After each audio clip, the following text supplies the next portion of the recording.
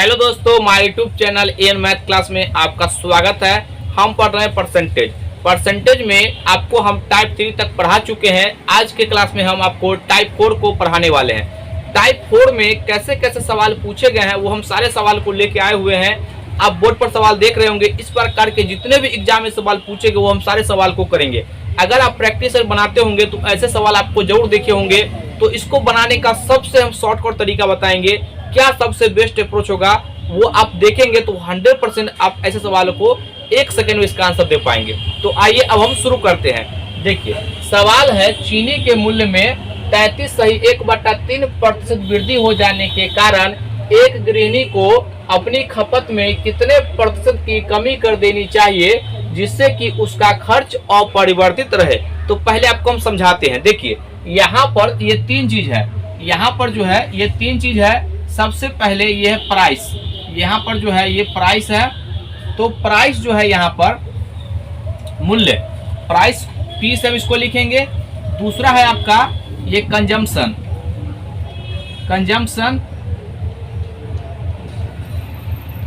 को हम सी से लिखेंगे। और यहाँ पर एक्सपेंडिचर को हम यहाँ पर ई से लिखेंगे। ठीक है ना। अब यहाँ पर इसका रिलेशन देखिएगा, रिलेशन क्या कहता है। तो सबसे पहले यहाँ पर देखिएगा P यानी कि प्राइस और कंजम्पशन को गुना करेंगे तो यहाँ पर यह एक्सपेंडिचर आता है। क्या आता है? एक्सपेंडिचर। यहाँ पर देखिए ये हम P लिखते हैं। ठीक है ना। हम एक चीज बता रहे हैं आपको कि देखिए चावल का जो है मूल्य अपने हिसाब से पहले हम एक क्वेश्चन से ले रहे हैं जिससे कि आपको समझ में आए। फिर क्वेश्चन को देखिएगा, आसानी से इसका कर पाइएगा।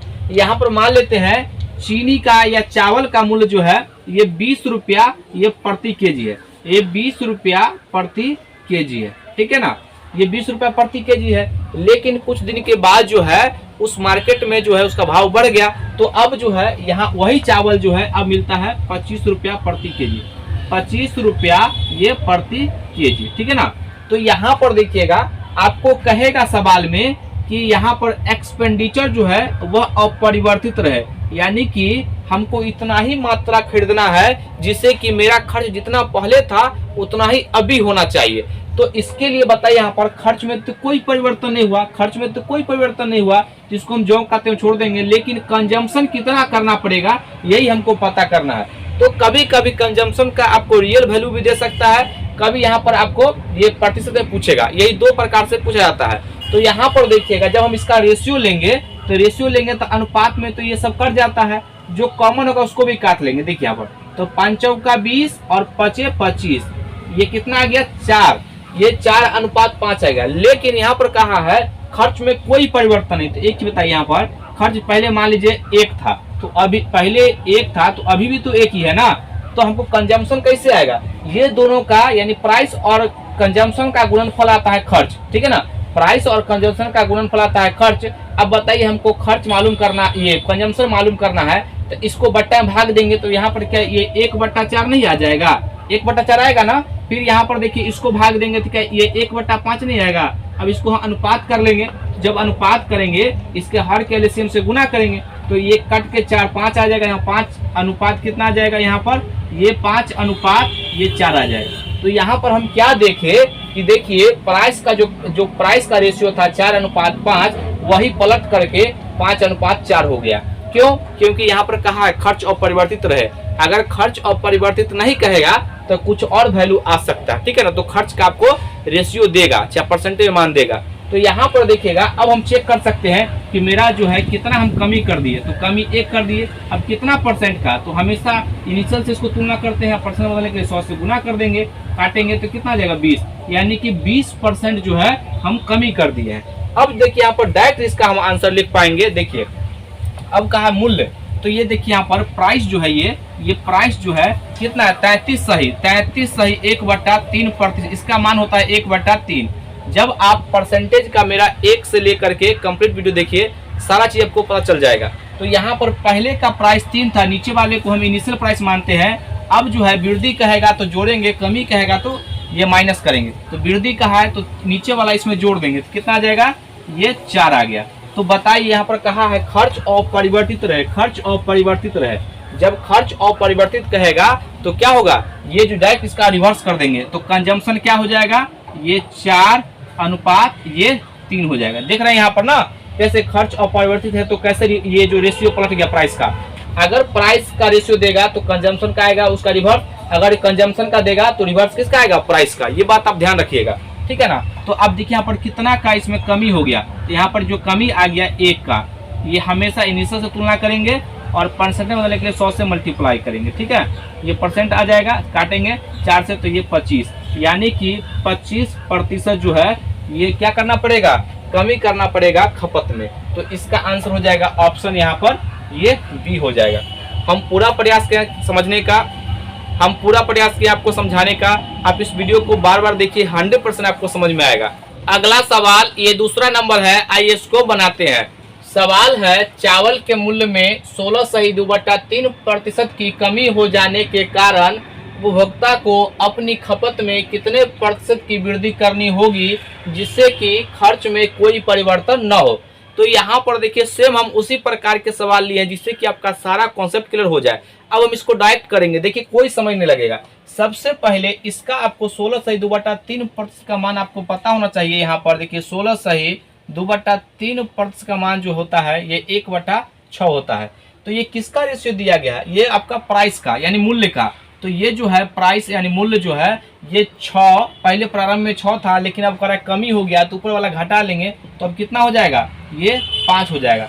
यहाँ पर कहा है कि खर्च में कोई परिवर्तन नहीं होना चाहिए। जब खर्च में कोई परिवर्तन नहीं होगा तो इसका जो कंजम्पशन यानी कितना उपभोग कर रहा है, कितना यूज कर रहा है, उसका इसका रिवर्स रेशियो हो जाएगा। तो ये 5:6 हो जाएगा। अब यहाँ पर देखिए कितना का कमी हो, यहाँ पर वृद्धि हो गया, क्योंकि 5 से 6 हो गया है ना, तो वृद्धि हुआ यहाँ पर 1, ये 1 आ गया। इसी को परसेंटेज बदल लीजिए, तो परसेंटेज बदलेंगे तो ये 1 आ गया। और हमेशा परसेंटेज निकालते हैं इनिशियल से और इसको प्रतिशत बदलने के लिए 100 से गुना कर देंगे, ठीक है। ये परसेंट आ जाएगा, काटेंगे यहाँ पर 5 दूना 10, ये जो है इसका आंसर आ जाएगा 20%। इस सवाल का आंसर हो जाएगा, इसका ऑप्शन हो जाएगा यहाँ पर ये बी हो जाएगा। अब देख लीजिए कितना समय लगा है, कोई समय नहीं लगा है। आप भी इसको हमसे भी कम समय में आप इसको बना पाइएगा, ये बात आप समझ गए होंगे। अगला सवाल, ये तीसरा नंबर है, आइए इसको हम बनाते हैं। सवाल है, पेट्रोल के भाव में 14.7% की वृद्धि हो जाने के कारण एक व्यक्ति को अपनी खपत में कितने प्रतिशत की कमी कर देनी चाहिए जिससे कि उसका खर्च अपरिवर्तित रहे।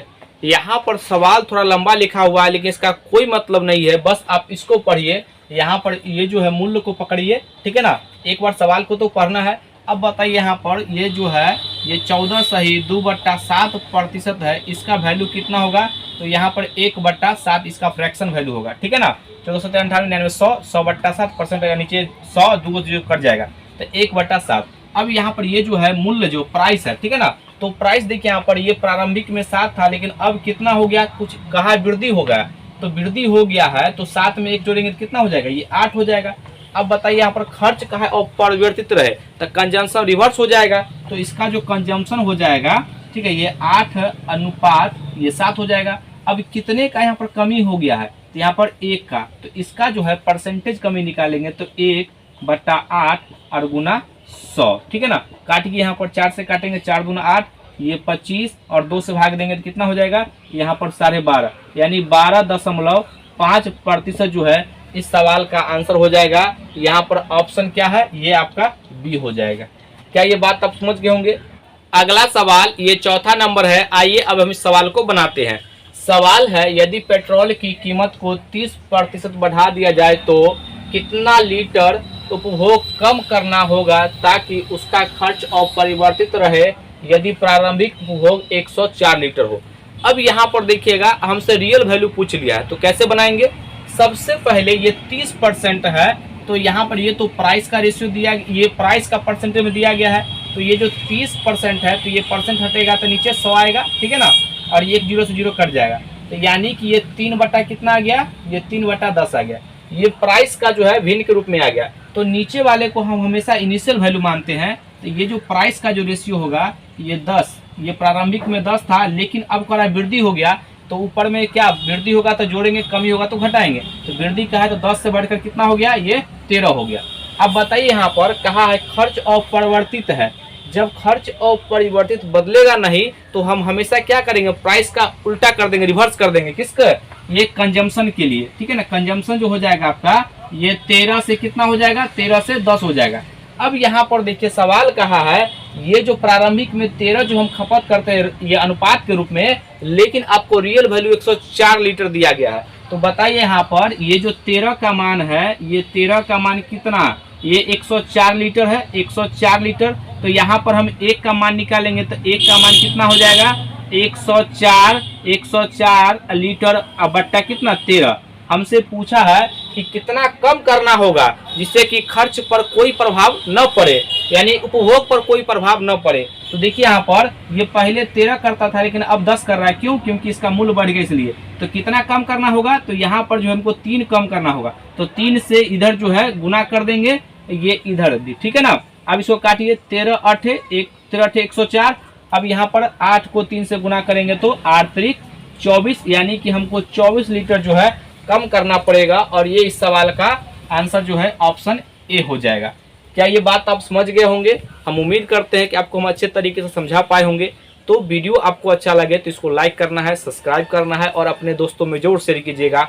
आज के लिए यहीं तक। जय हिंद, जय भारत। अगर कोई डाउट हो तो कमेंट बॉक्स में जरूर लिखिएगा, हम उसका रिप्लाई 100% देंगे।